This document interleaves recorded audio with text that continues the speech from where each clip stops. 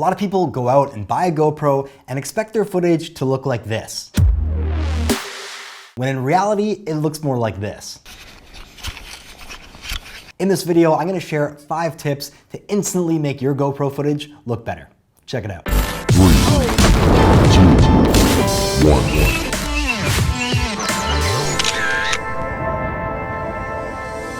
Hey guys, thanks for tuning into my channel. I know when I got my first GoPro and I wasn't really familiar with how to shoot video, I thought I was gonna create all this awesome stuff that's gonna look like the GoPro promotional video, and when in reality, it looked like absolute garbage.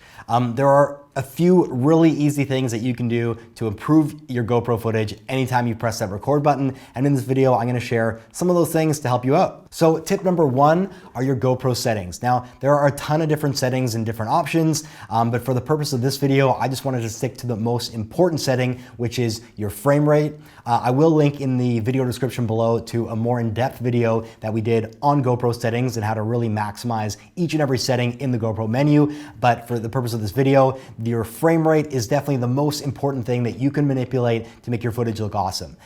Typically, I shoot in a higher frame rate, which when you play it back is gonna play in slow motion, and that really helps for so many different scenarios. If you're moving, it's gonna make your footage look smoother, less shaky. Also just makes simple things look way more epic. So really play around with those higher frame rates, play around with the 120 or even the 240, and just see how awesome it is to add slow motion to your videos.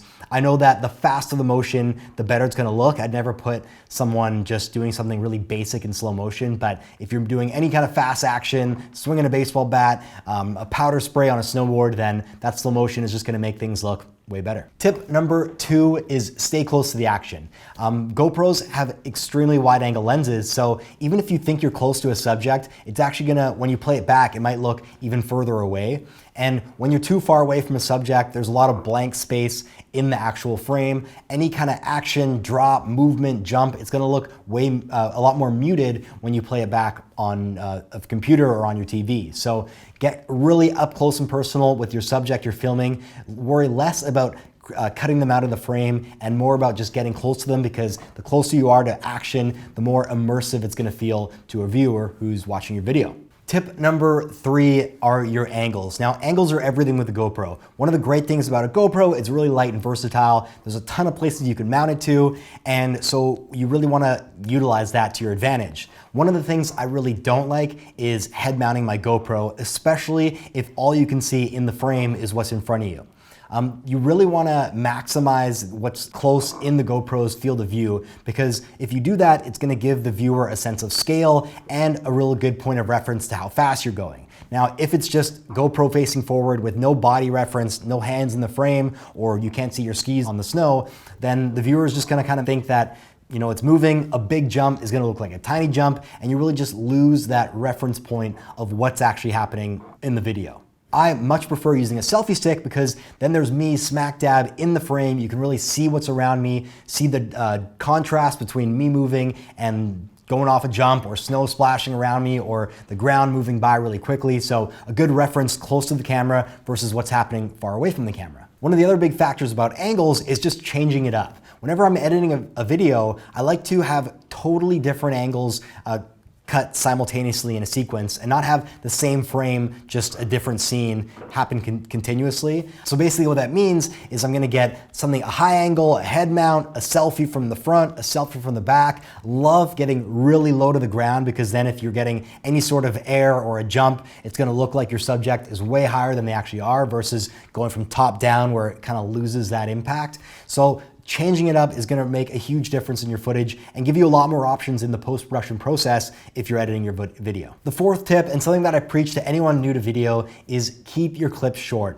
A lot of people, one example is if you're skiing, they're gonna be at the top of the run, hit the record button, wait till they get to the bottom, turn it off, they got like a 5-minute clip, and you're basically gonna have a whole day of just unnecessary footage. It's gonna be overwhelming to go back and edit it, or even look at it, or even find that one moment within that hour, 2-hour duration of footage where you actually did something cool. So only film stuff that you actually wanna watch later, and don't just leave it on because it's easier.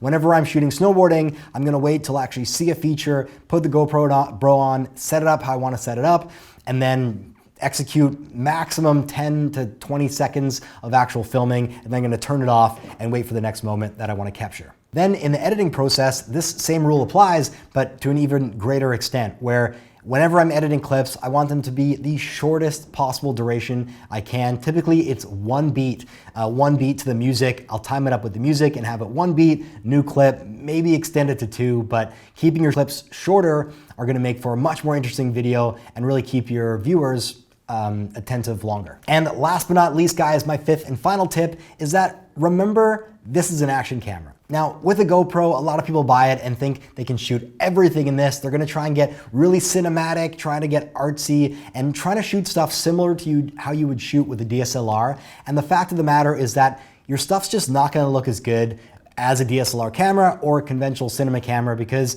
it's not designed for that type of filming. A GoPro is designed for high action, close to the action, that wide angle look, and that's where it's gonna look best. I wouldn't bring a GoPro and use it for an interview, or I wouldn't use it to film footage of really tight spaces or close shots, intricate shots, because it just won't look as professional. That said, if you don't have any other option and you want to use a GoPro, there are settings on there that'll look better for conventional filming. And again, I have linked to that video in the description below on all those different tips and settings for different options in different scenarios. That's it for this video, guys. I hope you found this video helpful, and I hope this gets you out there and filming a lot more quality footage over quantity of footage with your GoPro. If you have a new edit or if these tips have helped you at all, please shoot me a link in the description, in the comment section below, and I'd love to check out your GoPro videos. If you have any questions as well, please put them in the comment section below. Thanks again for watching. If you liked this video, smash that like button, consider subscribing, and stay tuned for the next video.